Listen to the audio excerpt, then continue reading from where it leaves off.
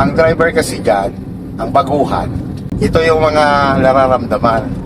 Yung takot pa sa paggagas. Tama. Yung takot magmabilis. Opo. Yan, ganyan ang baguhan.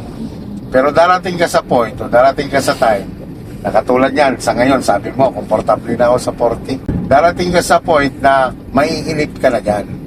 Basta lagi mo lang tatandaan yung speed limit. Opo. Bigyan kita ng mga speed limit. Ito, bypass road. So, provincial road. Yes, sir. Ang maximum dito, 80 km per hour lang. Opo. Halimbawa, tumatakbo ka ng 20, dapat dito ka sa pinakagilid. Opo, sir. Ito, minimum 40 to. Yun naman, dahil overtaking lane lang yan, o passing lane. Opo. Sa expressway, 100. Expressway na ako, hindi pa ako marunong dun, sir. Marami pa ako. Sa ngayon, nasasabi mo lang, marami na estudyante nagsasabing gano'n. Pero ngayon, kung saan na nakakarating. Kailan lang talaga sa una yun. Lahat naman dumadaan dyan. Tapos paalala ko naman, remind ko sa'yo, sa pagwawanhan. Opo. So kailangan, kapag nagwanhan ka, hindi ka dapat nagtatagal na nagwawanhan, lalo na pag mabilis na ang takbo mo. Opo, sir. So hindi mo maiwasan minsan magwanhan kasi minsan nangangalay ka. Nangangalay. Pero hindi siya safe na kapag mabilis na ang takbo mo, Opo. malubak-lubak ang kalsada, hindi siya safe pang nanakawanhan. Opo, sir. Okay, so ngayon, itong linya nating binabaybay, o itong kalsada nating binabaybay, downhill na to. Opo, sir. Diyan ka lang pumusto sa second gear. Opo. Yan. Bitawan mo yan si clutch mo. Opo. Ang paa mo, nakaabang kay brake, wala sa gas. Opo, sir.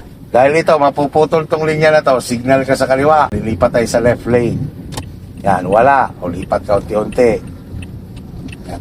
Iwanan mo na si side mirror, dito ka lang tumingin sa unahan. O, huwag ka magagas. Opo. Hindi advisable magas diyan kasi downhill. Patayin mo na signal light kasi pasok ka na sa linya. Opo, sir. Yan, engine brake ka lang sa second gear. Yan, pag nabilis siya, nataas ang RPM, pag tumaas RPM mo, nalalayan mo ng brake para bumalik siya sa 2,000. Kita mo may coaching na kaparada, Opo, sir. titigil tayo sa likod niya. Opo, sir. Kaya lang nga, alalay muna kay brake. Alalay, bitaw muna. Signal na ikaw sa right. More on brake control ka lang muna dyan hanggang makatabi ka doon. Huwag ka muna gawak dyan. Yan, alay lang. Alay sa brake. At since bumagal ka na, lubog mo ngayon si clutch. Yan. Ayusin mo lang kotse mo.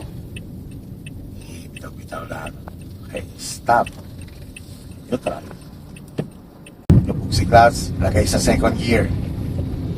Yan, ang paa nakabang kay brake. Yan. Signal kaliwa. Yan, bitaw lang si brake. Tawa lang si clutch. Gas control lang yan. Yan. Pag pumilis, bitaw. Yan, huwag ka muna magagas ha. Opo, sir. Huwag mo rin siya peperinuhan. Opo, sir. Ikaw ka lang dandaan dyan. Ikaw. So, ikaw, tama na. Okay, balik. Gas. Yun, gas mo.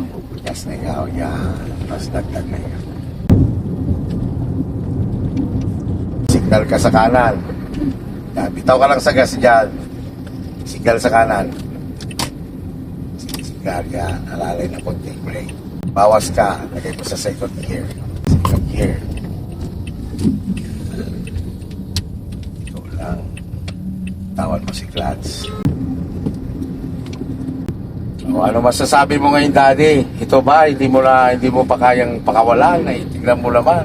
Nagkukwentuhan na lang kami. Salamat po, Sir Rod. Dahil mo sa inyo yan, Sir Rod. Interesado kasi si Sir dyan, kaya saglit lang kami. Madali niya rin na-absorb. Madali niya na-overcome. Siyempre, hindi naman natin sinasabing 100%. Opo. Pero at least, mayroon na siyang pinanghahawakan na puhunan sa driving. Salamat po. Develop niya na lang. Salamat po. Kung ako tatanungin nyo as instructor, dahil may lisensya na to, pwede na to mag-drive mag-isa. Lalong lalakas ang loob nito pagka siya na lang mag-isa. Wala na siyang aasahan. Alam niya na naman ang gagawin niya. Mamaya naman hapon, automatic naman. Mas maganda naman yung mag-automatic ka rin para familiar ka sa automatic. Kasi ang automatic, madaling i-drive. Opo. Kapag nalito ka naman doon, madali ka naman doon i-punggo. Approaching tayo ng residential, Opo. yan, pakaramdaman muna natin. Sa malamang, magbabawas tayo ng gear yan. Opo. Basta't bumagal yan, lubog si clutch, bawas ka. Pagka mo lang bumitaw kay clutch, si Apo. brake mo lang ang kinokontrol mo. Opo. Yan, bitawan mo lang si brake ulit.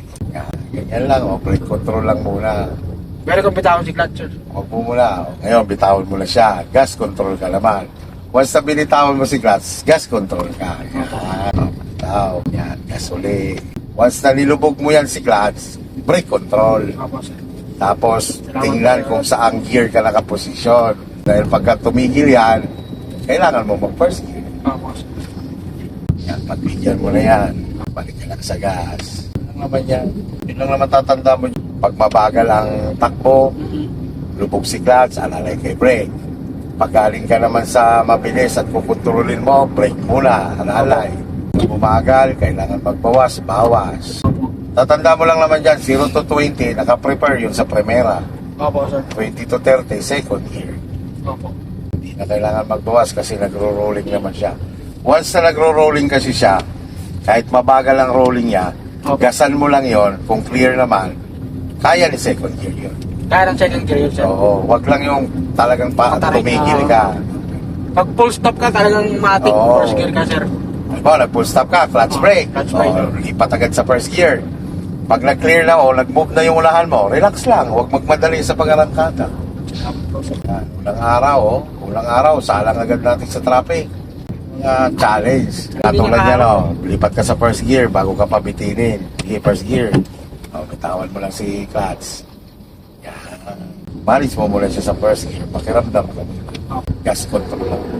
Pagka namatayan ka sa ganito, ng makina, relax lang. Natitingin sa likod, focus ka lang sa unahan, focus ka lang sa ginagawa. Opo. Huwag mo intindihin yung nagbubusina. Hindi mo rin naman kailangan magbukas ng bintana para magpaliwanag sa kanila. Kung sila'y marunong magbasa, Student driver. oo, tapos ngayon, ikakatwiran nila, bakit kasi nandiyan kayo sa kalsada? Bakit? Pare-paras tayo may karapatan dito. Oo. Ang pagkakaiba lang ay sanay na kayo. Kami ay ini-expose pa lang namin aming estudyante. Alangan naman, doon lang namin pag-drive-in ito sa mga walang kasabay. Anong matutunan nito? Opo. Kaya kailangan nila lang exposure sa ganito. Opo. Hindi naman ito magdadrive sa disyerto lang eh. Kaya unawaan lang yan. Kayo namang mga sanay na, galing din sa kayo sa Oo, katulad sa- nila eh. Kaya mo sila, basta the more na hindi mo naman isinara ang kalsada eh. Opo, opo. Mayroon naman silang iiwasan. Opo. Yung mga hindi nakakaintindi, wag mo na lang din silang patulan. Hayaan mo lang sila. Darating ka rin naman sa point na mag-isanay. Kaya pag ikay sanay na at may makita ka naman baguhan, ay unawain Oo, mo ikaw rin na mag-adjust. Kasi galing ka rin dyan Galing eh. ka rin din. Mga comment ng iba, bakit daw andyan sa kalsada, mga tinuturuan, bakit daw hindi doon yung walang sasakyan. Galing na po ito sila sa walang sasakyan. Ang status po nila ay kailangan na po i-expose sa maraming kasabay. Pasok sa first gear. Yan, up-clutch ka muna. Opo, sir. I-up-clutch. I-up-clutch lang. Yan, stay lang ha. Opo, sir. Hindi pa naman nagalaw yung nasa unahan. Opo. Once na gumalaw na sila, yan, bitaw ka lang sa brake. Opo. Patong sa gas, sige, bitaw sa brake. Opo. Yan. Igas na ikaw. Ang target na. Second gear. Yan, gas. Third gear. Tama ako sa traffic, pero Hindi, ganito yan. Normal yon. Naiintindihan kita. Na natatalo ka pa ng kaba mo. kaya nakakabahan ako eh. Oo. Sa pagkaganyan, crucial na, may tumitigil, relax lang, sige, gas ikaw. Doon naman siya kasi pupunta, huwag kang iiwas. Yan, doon kasi siya pupunta sa linya ngayon. Ikaw naman, mag-slow down ka lang, pakikiramdaman mo lang siya. Opo, sir. Iba kasi ang linya mo, yan, second gear. Huwag kang basta-basta iiwas dahil baka mamaya may mabilis sa kalan mo. Mas lalo kang mapahamak. Salamat po kayo. Yun. Pagka gano'n, alam mo, nag-alangan ka. Parang tingin mo kinakain nga linya mo. Opo. O, slow down ka lang. Kontrolin mo lang. Ang sasakyan mo. O, pagka nandun na siya, nakapwesto na siya sa linya niya, clear na linya mo, go ka lang. Opo, sir. Kung magugulat ka na bigla kang iiwas, Oo. mas delikado yun. Okay, clear na. Gas lang ikaw. Yan. Third gear. Kaya yung mga katulad nyo na baguhan, exposure ang kailangan. Okay, signal ka sa right. Sulyap sa right, wala, iwanan mo na, speed up ka para makalipat. Yan, doon ka lang titingin. patay na si signal light. At slow down ka, bitaw sa gas. Yan, kaya mo lang siya nagro-rolling. Opo. Yan. Lipat ka lang second gear. Yan. Nakalubog lang muna si clutch, ang paa nakaabang kay brake. Signal ka sa right. Okay, yan, sige, diretso tayo pa kanan ha. Opo, sir. Kasi sumabay na ang pakaliwa. Ikaw lang ikaw sa kanan. Liko. Bawi.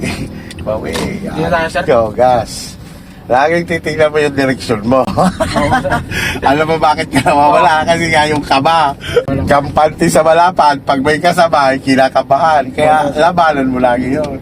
Slow down. At may mga estudyante. Stop ka muna. Clutch down. Lipat sa first gear. Lapit ka lang konti doon. Paganahin mo lang si clutch. Huwag mong prenuhan. Alisin mo pa mo kay preno. Yan. Hop, stop. First gear. Yan. Paganahin si clutch. Sige, go. Sige, gas. Sa ganyan, focus lang. Gamitan mo lang yung focus. Concentrate. Opo, sir. Malalabanan mo yung kabak mo. So, relax lang. Tawanan mo lang yan. Ano kung mamatayan ka dyan, okay lang yan. Okay lang yan, sir. Slow down. Normal yan eh. Manual yan eh. Yan, signal ikaw sa kanan. Yan. Lipat ka sa first gear para nakokontrol mo. Ikaw ka lang unti-unti. Sulyap sa kaliwa. Opo. Yan. Okay, sige lang. Signal sa kanan ha. Nawala ang signal mo. O, liko na ikaw. Dito ka na tumingin. Liko. Yan. Bawi. Second gear. Ano lang yan? Basta pag mga ganitong sitwasyon, huwag kang magpapatalo sa kaba mo. Kung labanan mo yan, hindi makakatulong sa iya. Dahil ka sa kanan. Yan, sige, gas lang. Gas bitaw. Okay, gas. Sulyap sa kanan ha. Opo, sir. O, liko ulan. Liko na ba? Dito. Sagad. Punta sa gas. Balik si Manabela. Balik. Gas. Kanan ng konti. Yan. Diretso si Manabela. Clutch brake. Opo. Neutral. O, handbrake.